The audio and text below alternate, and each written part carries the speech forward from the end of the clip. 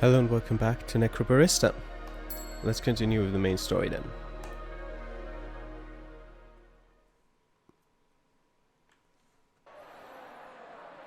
And you should have seen this coming.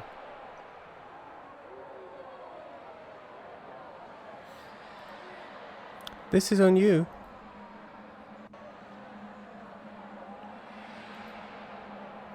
There's no question. You are a failure. The council's going to take the cafe away from you. And you should have seen this all coming. Episode 7. Ghost.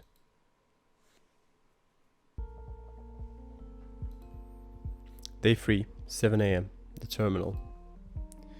This never gets old. You know, I wondered for a long time how I would feel if I never got old. And then I tried it out. And I got old anyway. There's probably a moral in that story somewhere. When did we ever have time for morals anyway? You're a hellion, you know that? Even the mild-mannered can raise hell under the right circumstances. It's weird to think that you used to just be a mild-mannered student. I was just better at biting my tongue. Huh. If anything, I just hope that I was able to make your life a little more interesting. We've had a pretty good run, mate. I don't want you to feel like I wasted my time on you, or that having you in my life hasn't been an absolute bloody privilege. Can we do this later? Of course. I reckon I see someone walking over. Can you get the machine ready? If there was ever a moment when Maddie hoped the machine would fail her, it's now. Yeah.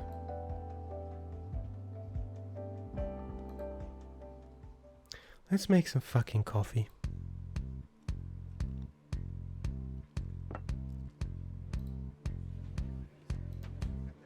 Here you go. Again, sorry for the wait. Thanks. If it were anywhere else, I'd just not come back. But the beans. And I promise it won't happen again. Thanks for your patience. How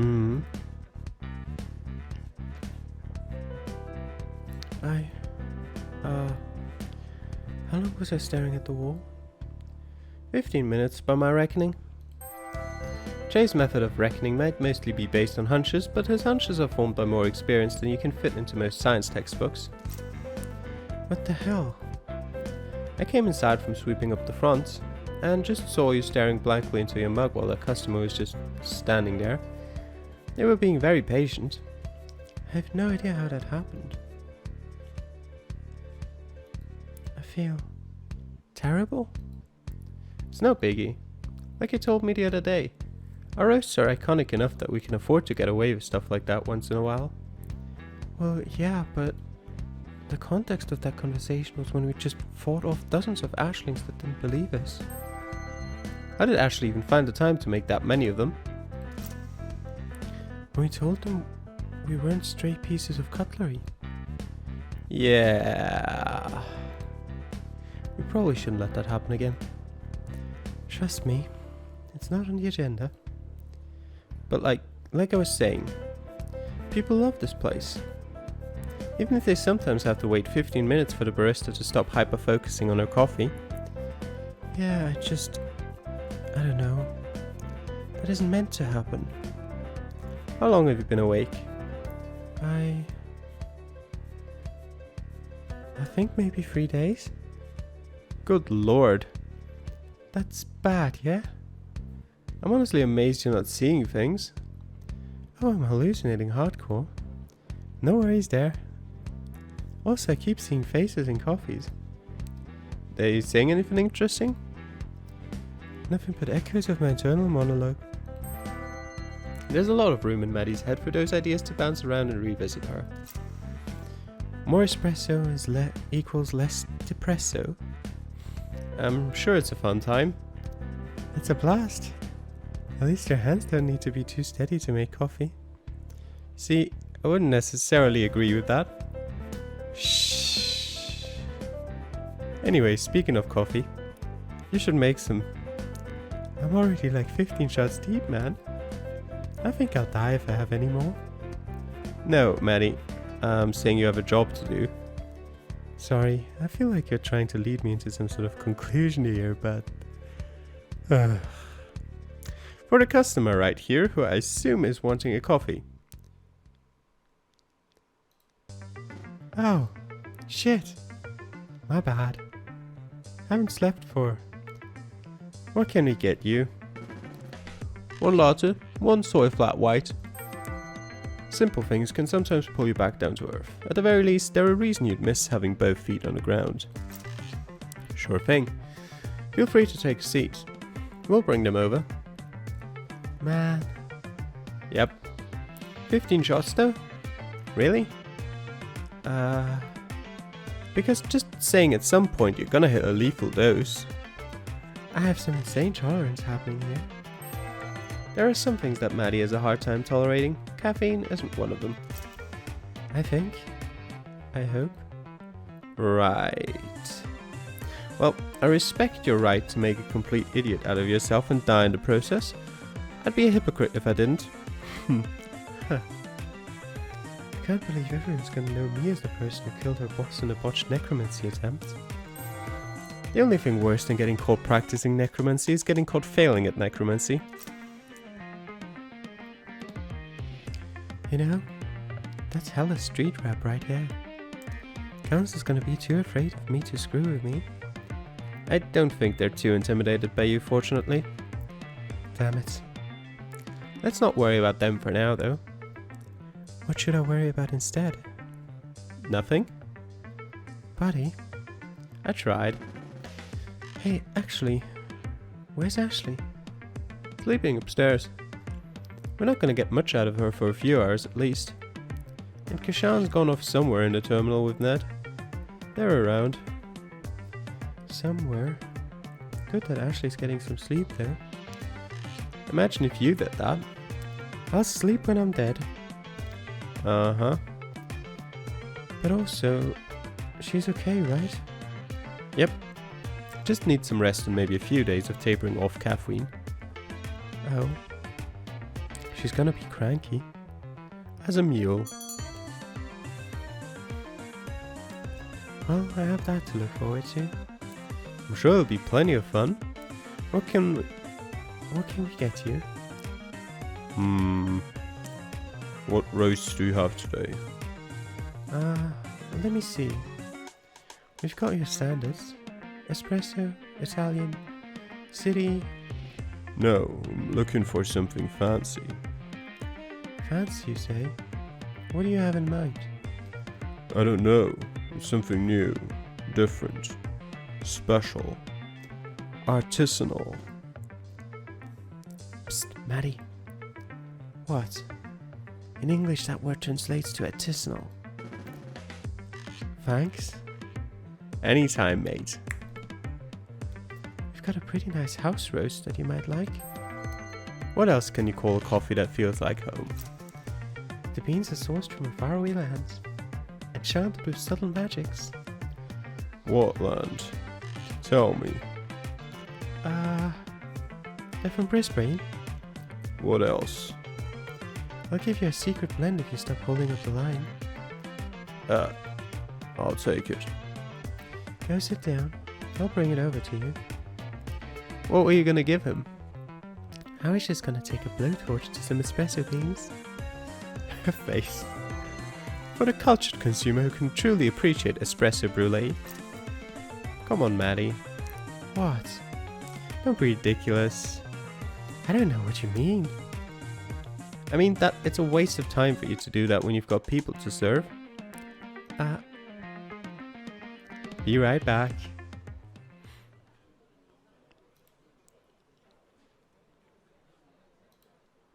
Day 3, 10:45 a.m. The terminal. God, you weren't kidding. This is awful. How are you able to drink that without your entire face crumbling into dust? It's so dry that I'd give Antarctica a run for its money. Antarctica is a desert, technically. Shut up. I find it drinkable because it reminds me of good times. Drinkable feels like it should rank right up there with passable for tepid compliments. What? It's Farley Shithouse. It reminds me of lost loves. It's very worrying to me that this concentrated bin juice reminds you of a relationship. Oh, if only Maddie knew just how many hearts Che has had to break and how many times he's had to steal his own. I've told you about her. Wait. You're not talking about... Yep, the fugitive. Putting it charitably, there are probably some other words that could describe her. The one who I took in for a few months. I thought you liked her. I did. The taste reminds me of her because it's smoky. Like licking a friggin' tailpipe. And has vague hints of iron. I have concerns, Shay. Never thought I'd have a succubus drop by, to be honest. Succubi are fabled for going after sleeping victims, but most of them have the decency to wake you up and ask permission first. Wait, you never told me she was a succubus. Didn't I? Well, I suppose it would have been inappropriate to mention that in front of Ashley. Oh yeah, her head would definitely explode. But yes, she was a succubus. I wouldn't have ever expected a cute demon to crash at my bar, but ended up having a wonderful, if short-lived, relationship. Flings can cram a lot of passion into a few days. Some people think that kind of passion density shouldn't be possible. Attempt one at your own peril. That's actually really sweet. Huh. Yeah. Still weird that the coffee reminds you of her. But I've heard weirder things. If you don't have an appetite for the unusual, the terminal is a bad place to find a full-time job. If I explained it to you, your head would explode too. Well, you mentioned tailpipes. Don't go on. Well, that's my break time over. Time to get back to work running a cafe doing barista things. I'm gonna go perform some barista-related activities and you're welcome to join me, I guess. Don't forget to water the plants. It wouldn't be accurate to say that Maddie had one job. She's had a lot to deal with, but that plant needs some love. Water them yourself. It's your job. Busy. Goodbye.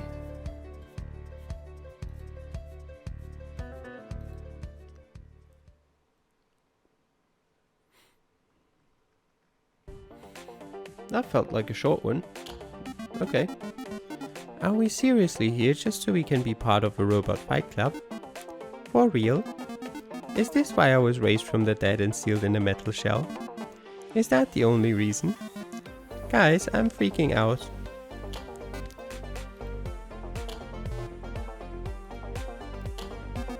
Why aren't you saying anything? Guys?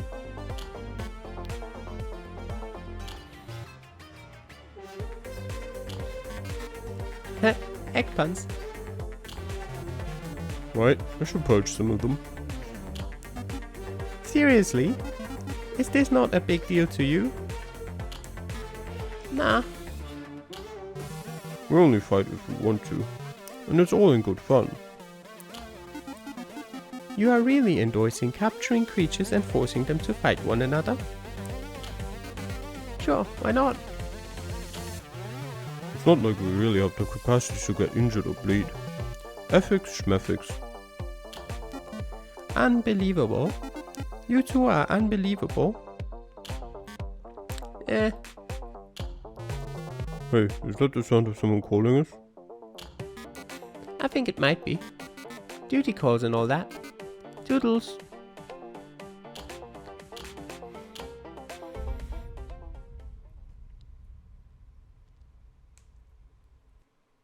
What sort of words do we have?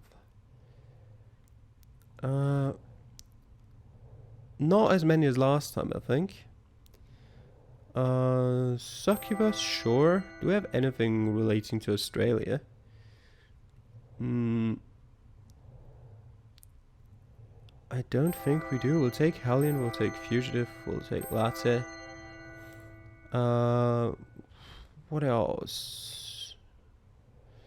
Drinkable, sure, dozens. And plants? I guess. Let's go for those. Food. The terminal. Food. Ashley. Magic. Maddie. And the terminal.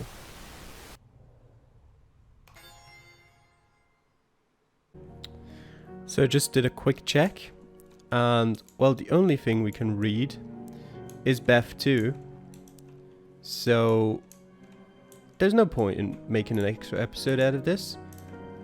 And the only problem now is we just need to find it, and I'm gonna add that onto the end of this episode. Where could Beth 2 be? I've had it once already. Is it somewhere? I mean, I'm going to suppose it's knives. But where would they be placed? I'll probably make a cut here, and I'll be back once I've found it. Oh, I think I just remembered where it is and why I haven't found it in a while. Because it's out here. Yeah, there it was. I don't remember Beth's voice.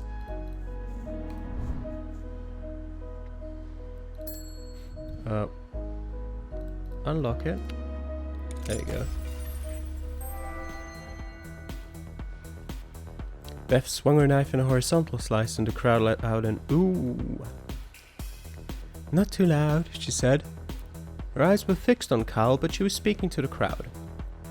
Last thing we want is someone coming down here investigating a noise complaint. She heard a few grumbles in the crowd, but they quieted themselves. Everyone understood her meaning. Playing with real knives in this manner was the kind of thing that was strictly forbidden, and no one wanted to be on the wrong side of Maddie's bad mood. Even those who didn't fear death quaked in their boots a bit at the prospect of Maddie's wrath. She made a few more horizontal slices with her blade, cutting the air. It was the kind of thing people did to warm up the crowd, but Beth was unconcerned with what people thought about how she fought.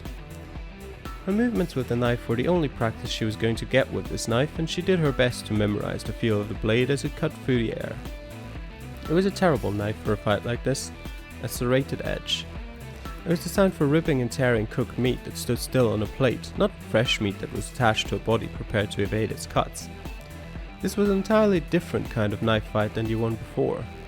When playing with practice knives, the goal was to strike the opponent in the torso.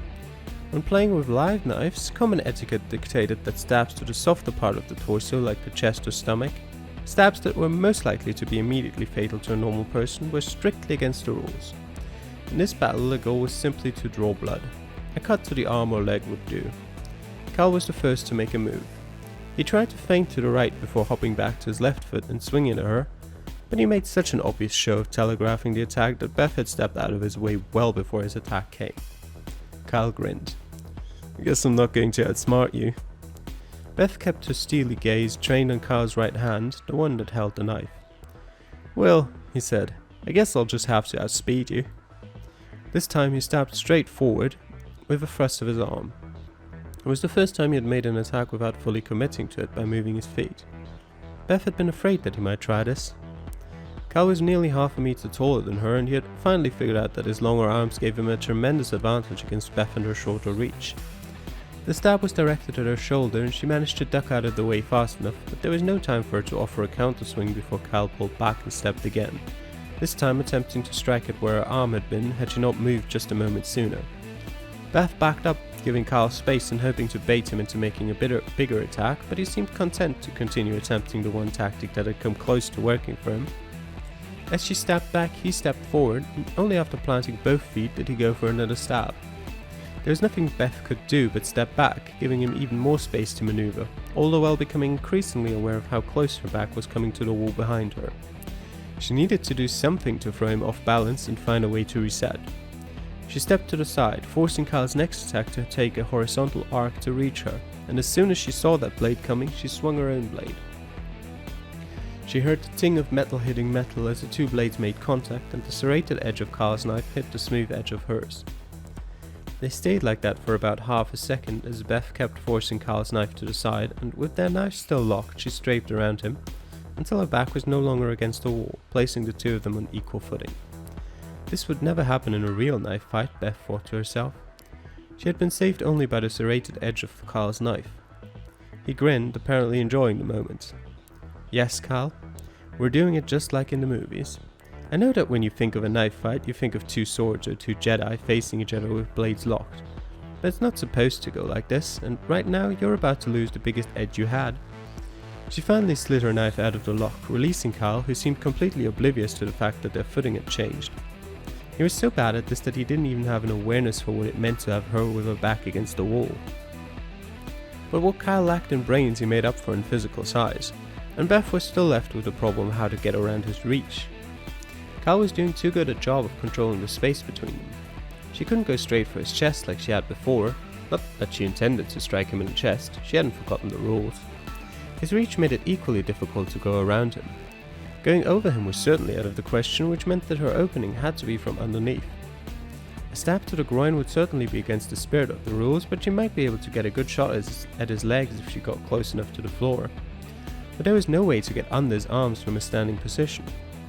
If she was going to attempt the leg strike, she would have to commit to it. She needed to create an opening. She feinted sideways toward the wall. Unlike Carl's attempt at a feint, Beth's move to the left served the dual function of placing her weight in a perfect position to push off her left foot, moving right when Carl moved left. She made as if to swing at him from the right, which prompted Carl to stab in that direction. And with his body moving left and his arm moving right, the reach of his arm was effectively reduced. Reduced enough for her to slide under it? There was only one way to find out. She bent her knees, falling forward like a sprinter leaning forward on the starting blocks. There it was. He was twisted to the right, reflexively trying to kick at her, allowing her to lunge forward and place her knife directly in the path of his swinging leg. He was grunting. Whoa, he let out a panicked yelp. No, he wasn't twisting, he was falling. And with the way her knife was pointed up, it was positioned to anchor itself directly into his belly if he fell on top of her. She reflexively tossed the knife aside, hearing clatter to the floor as Carl's weight came down on top of her. His tumbling knee struck her directly below the chest and she felt herself falling back. Her head falling to the floor until the moment she felt the impact of the ground on the back of her head and everything went black. And